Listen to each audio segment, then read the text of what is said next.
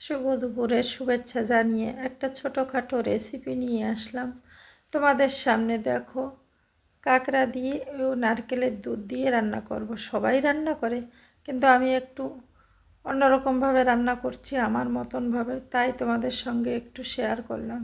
আদা রসুন কুচিগুলো দিয়ে দিলাম সব কিছু, তার মধ্যে আমি স্বাদ অনুসারে নুন একই সঙ্গে দিয়ে দেবো। আমি পরে আর ঝোলে কোনো নুন দেব না, তাই বলেছি এটা আমি আমার মতনভাবে রান্না করব। যে পেঁয়াজগুলো একটু গলে গলে আসবে, তারপরে দিয়ে দিলাম টমেটো কুচিটা। টমেটোটা একদম কুচি করিনি, একটু দানা দানা রেখেছি বড় বড়, কারণ ওটা আমি কাঁকড়ার তরকারি রান্না করব তো। তারপরে সব কাঁকড়াগুলো আমি দিয়ে দিলাম, সঙ্গে সঙ্গে আমি নাড়াচাড়া না দিয়েই একটু হলুদ গুঁড়োও দিয়ে দিলাম, একই সঙ্গেই দিয়ে দিলাম, যেটা আমার রান্নায় লাগবে। দেখতে অনেক বেশি লাগে, কিন্তু তরকারিটা অনেকই, তো তার জন্য একটু বেশিই লাগে। সবটা দিয়েই নাড়াচাড়া করলাম। তারপরে দেখো বড় বড় আলু কেটে দিয়েছি, সেটা আর তোমাদের দেখায়নি। আলু কটাও কেটে দিয়েছি ওর মধ্যে, তাই একটু ঢেকে ঢেকে ভাজবো, যাতে আলুটাও সিদ্ধ হয় এবং কাঁকড়ার পাগুলো দাঁড়াগুলো ভালো করে যাতে সিদ্ধ হয়।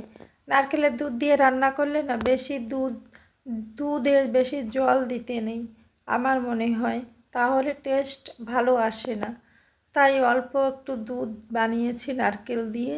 মরিচের গুঁড়োটাও দিয়ে দিলাম। দেখো, মরিচের গুঁড়োটা দিয়েও নাড়াচাড়া করে এখন সুন্দরভাবে ভাজা হয়ে গেল। দেখো, ঢেকে ঢেকে ভেজেছি, সুন্দরই ভাজা হয়ে গেছে। তাই দিয়ে দিলাম নারকেলের দুধটা দিয়ে দেওয়ার পরে একটু বাটিতে ধুয়েও একটু জল দিয়ে দেবো, কারণ দুধটা একটু কমই হয়েছে। একটু আলু তারপরে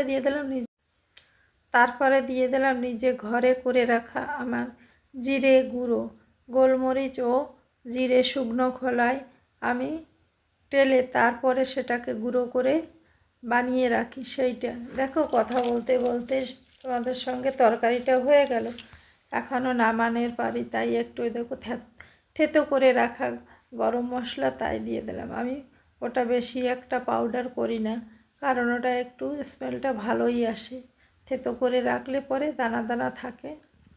তাই দেখো, বলতে বলতে হয়ে গেল আমার তরকারি কমপ্লিট। এখন নামিয়ে ফাইনাল তোমাদের দেখাচ্ছি। একা একা দেখো ভিডিও করলে কী করে নামাবো সেটাও ভেবে নিতে হয়।